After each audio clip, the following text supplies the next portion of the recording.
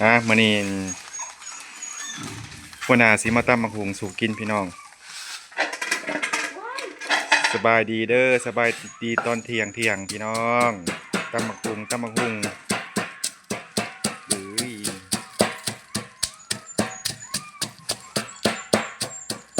มื้อนี้หัวหน้าสิมาโซ่สีมือตำมะลุ่มสู่กินนะเห็นหย่องลายแห้งเติมพี่น้องเอ้ยหย่องสำได้แห้งกระเตกแต่ว่าขั้วนี่เปลี่ยนตลอดพี่น้องจากอยู่ในบ่เฮ็ดอยู่นอกแล้ว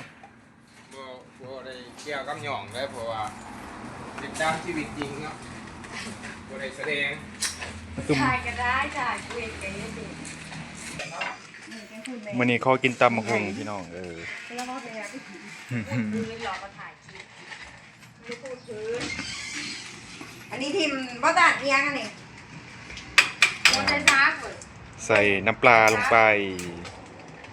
ใช่ยังแรกๆกูเก็บได้น้อยมาน้อยใส่ปลาแหลกลงไปน้อย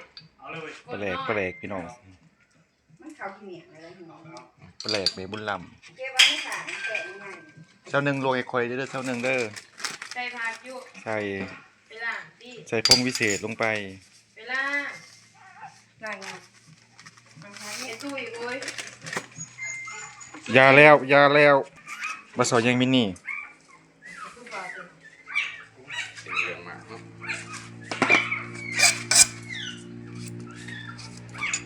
มากเป็นกับบ่ซุกคอยเก็บมา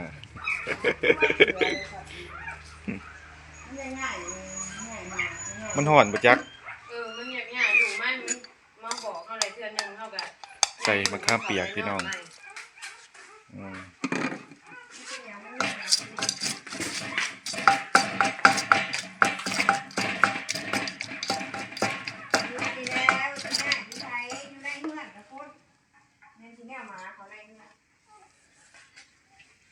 พอดูเบิด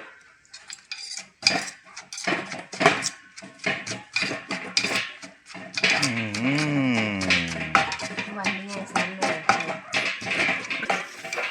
มีไข่เข่าไก่ดีไก่ยัง2 หน่วยจงไว้มีไงเข่าซิม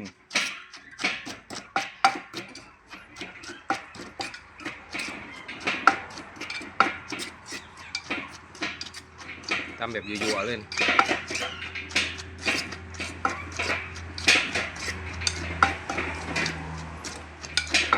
พอเร็วมันจีหลบเบิ้ลแล้วหิวแห้งบ่นี่ฮะบ่ได้หิวบันไดหิวบันไดบ่ฮะส่งสีจางพี่น้องแก้วเรียบร้อยเอาจานนะเอาจานเก่าจานงานมันคั่วกัน ใหญ่ตลอด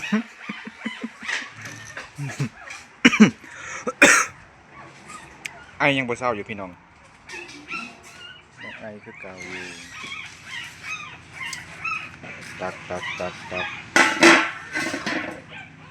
กินอยู่ชายอยู่นอกกินอยู่ในเดี๋ยวแต่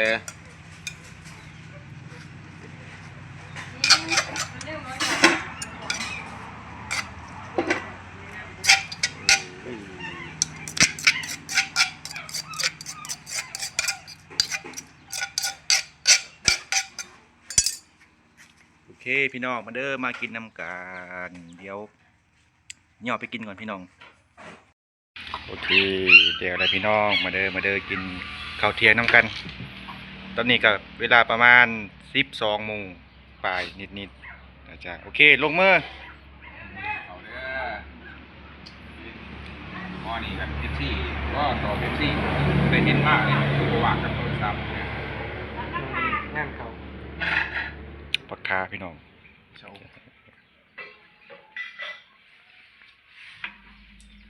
โอ้ยอันนี้ก็เมียเพิ่นพี่น้อง ผัวกับเมียหุ่นบุญหุ่นมันคือต่างกันเนี่ย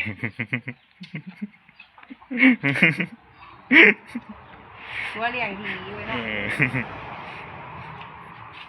ะ อมาพี่น้องมาตอนนี้จะกินต้มมีบ่กินดอกตำบักหุ่งเก็บกระเพาะแม่โอ้มาเลยสนำพลกับหอผ้ามาแล้ว พวกนี้ปูอ่ะนะ โปยัง เป็นสถาเขาไม่มีหมองไว้ คือไว้ มาจ้า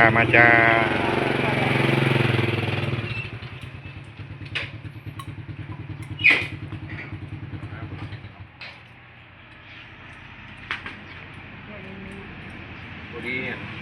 น้ำมา หลังจากเฮากินข้าวเที่ยงแล้วพี่น้องกับเดินทางเมื่อถาปังทองพี่น้องนี่กำลังหอดทางแหวไปถาปังทอง33กิโลพี่น้องบ่ไกลปานกลางพี่น้องตอนนี้ก็ประมาณ3โมง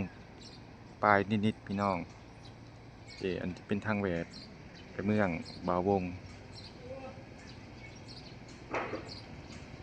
ถาปังทองซิตี้ไปซื้อแม่นไปปากเสได้พี่น้อง129กว่าลัก129ลักพี่น้องนั่นจะไปปากเส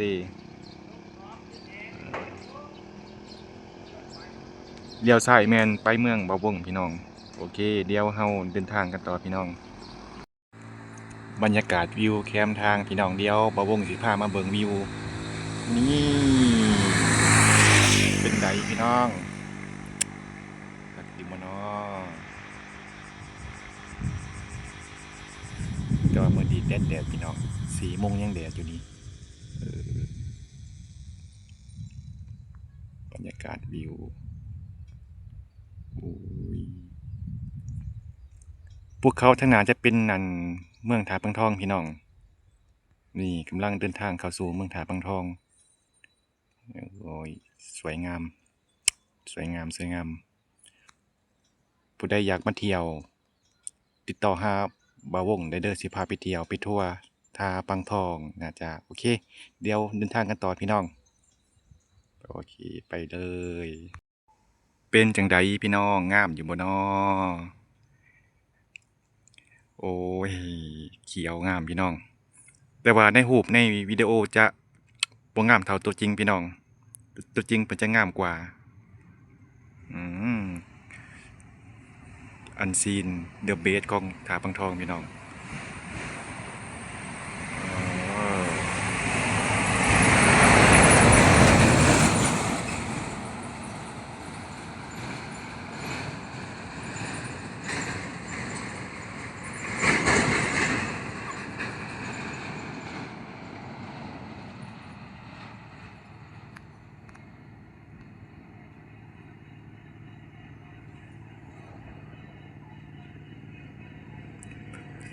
คณะซูมเข้าไปแล้วมันสิสั่นพี่น้องฉะนั้นบ่ต้องซูมเบิ่งไกลๆนี่ล่ะ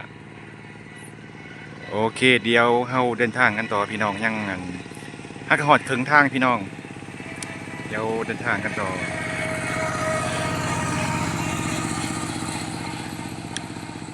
ว้าวเห็นแล้วสบายตาพี่น้อง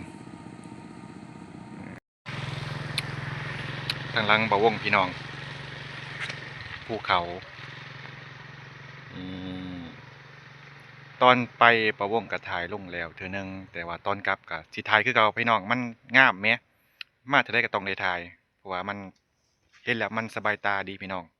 นี่แต่ว่าตอนนี้ก็แดด4 โมงยังแดดพี่น้องเออคือได้เบสอันนี้จะเป็นปลาเฮ็ดละโงกนี่บ่าววงเคยมาหาอยู่ใดแต่ข้าวโบยังเห็นมันมัธยมพี่น้องอืมหาใส่เปรียบบ่ได้พี่น้องต้องมาลองโอเคเดี๋ยวเดินทางกันต่อยังประมาณอยู่20 หลักบ่หรือว่า10 ไปกว่าหลักนี่นะจังสิฮอดตาพังทองโอเคไป ไปกันต่อพี่น้อง let's go บรรยากาศอยู่เทิงวัดป่าพี่น้องเพิ่นตั้งอยู่เทิงภูที่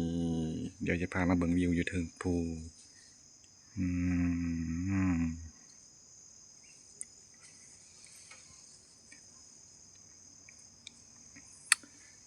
สวยงามพี่น้องอ่ามาพี่นี่สิได้แต่กล่องมันสั่นพี่น้องต้องขอโทษขออภัยหลายๆเด้อที่กล่องมันแบบอยากสั่นไหมหอดย่ามพ้นพี่น้องใบใหม่ก็เริ่มปงเขียวละเห็นให้วิวมันสวยงามพี่น้องนี่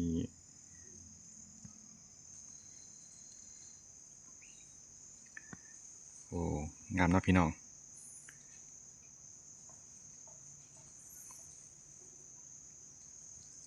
ข้างหน้าจะไปเมืองท่าบางทองได้พี่น้องเข้าสู่เมืองบาวงละพูดเนี่ยคือตั้งสง่างามแท้พี่น้องผู้คือหัวแหลมแท้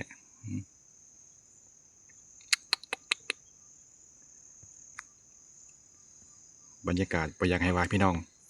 มาเที่ยวบ้านบาวงเด้อเดี๋ยวบาวงพาเที่ยวพาทัวร์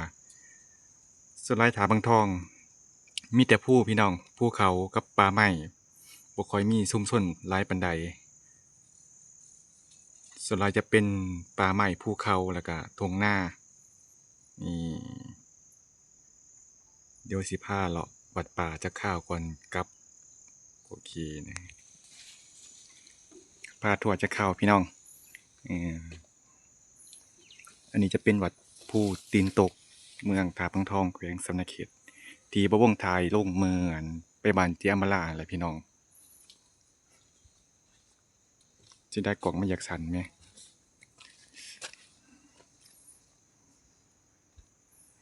ทางหน้าจะเป็นพระใหญ่บ่าวงเคยมาสมโพธิอยู่ตอนเพิ่นเฮ็ดสมโพธิพระนี่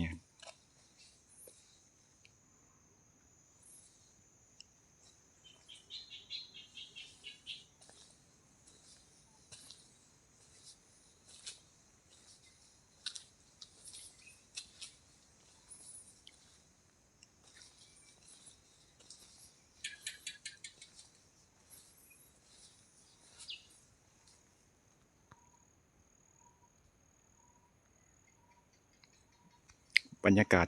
เงียบสงบพี่น้อง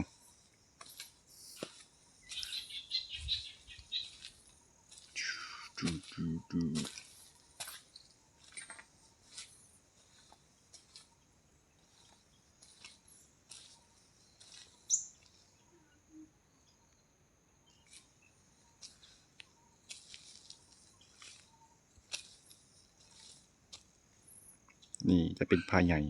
องค์ตื่อและองค์แสนวะน่าจะเป็นพระใหญ่องค์ตื่อพี่น้อง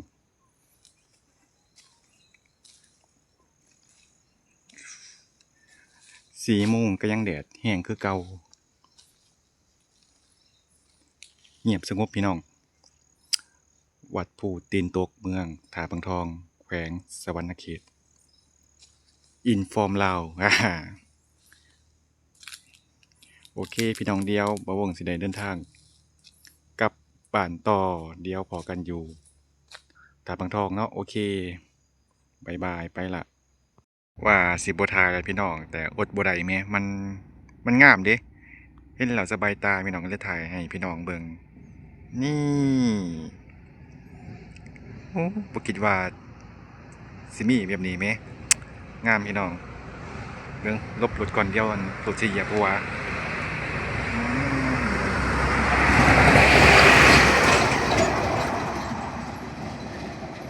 งามแม่เห็นแล้วงาม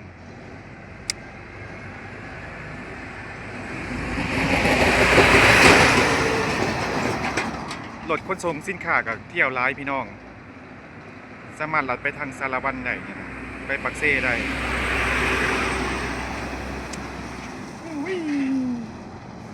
บนทางบนวิวไหมงามพี่น้องงามว่าสิบทายกระกดบดได้ไหมอยากให้พี่น้องเห็นนำกันว่ามันโอ้โหจังใดเป็น เป็นได้เจียมาลาจากมาเที่ยวบ้านนั้นคอยอยู่บ่ฮะเป็นจังไดพาถึงเจียมาลาเด้อเขาจักมากกะมาสิพาไปเที่ยวโอเคเนาะโอเคเพียงเดียวอันเดินทางกันต่อเดียวอันรถสิเหยียบหัวตอนนี้การเดินทางไกลสิฮอดเทศบาลเมืองถาปังทองแล้วพี่น้องยังอีกประมาณ10 โลก็ฮอดถาปังทองแล้ว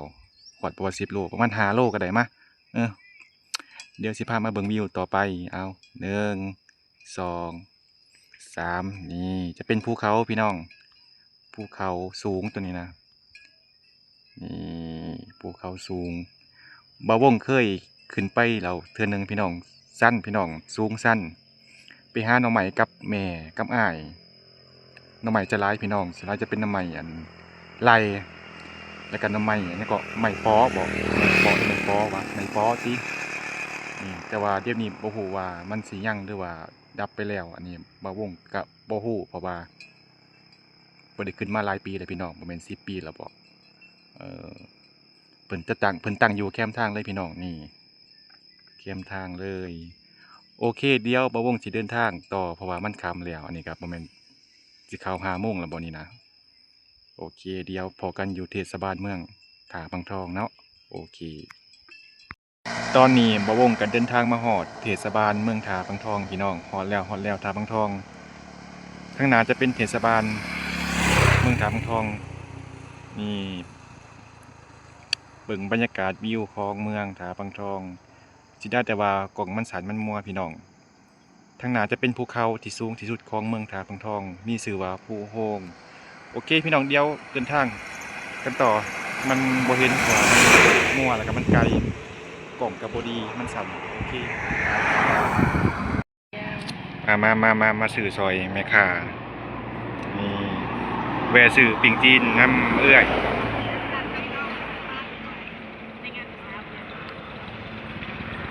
พิกัดหาดอยู่ตัวนาโพงหมอเมืองปังทองนะนี่แซ่บพี่น้องปิ่งจีนคือหยังเนาะ จริงๆคือหยัง เออ ปิ่งคัก ปิ่งจีนคือมาลาเด้อพี่น้องมาซื้อซอยเพิ่นได้นะหอดทางเข้าบ้านบ่าวงได้พี่น้องนี่บ้านแกงแกบเมืองถาปังทองแขวงสวรรณเขตกระบอกไก่พี่น้องเดินเข้าไปอีก2 ลักกะหอดแล้วจะเป็นเทศบาลเมืองถาปังทองโอเคเดี๋ยวไปพอกันอยู่เพื่อนเด้อพี่น้องมันค่ำเดี๋ยวสิมืดโอเคพอกันอยู่เพื่อนพี่น้องฮักกะหอดเพื่อนพี่น้องตอนนี้กะเวลาประมาณบ่แม่นประมาณดอก6 โมงแรงหรือว่า18 นาฬิกาพี่น้องมันก็ช้าแน่เพราะว่าถ่ายคลิปมันก็เลยช้าปกติขี่รถ2 ชั่วโมงหรือชั่วโมงไปก็ฮอดแล้วพี่น้องโอเคก็สิเก็บภาพบรรยากาศไว้เพียงเท่านี้พี่น้องเดียวมื้ออื่นสิถ่ายบรรยากาศอยู่เพื่อนให้เบิ่งว่าเป็นจังไดโอเคเนาะพี่น้องขอบใจที่เข้ามากดไลค์กดแชร์กดคอมเมนต์กดติดตามมาวงเดียวพอกันใหม่คลิปหน้ามื้ออื่นสบายดี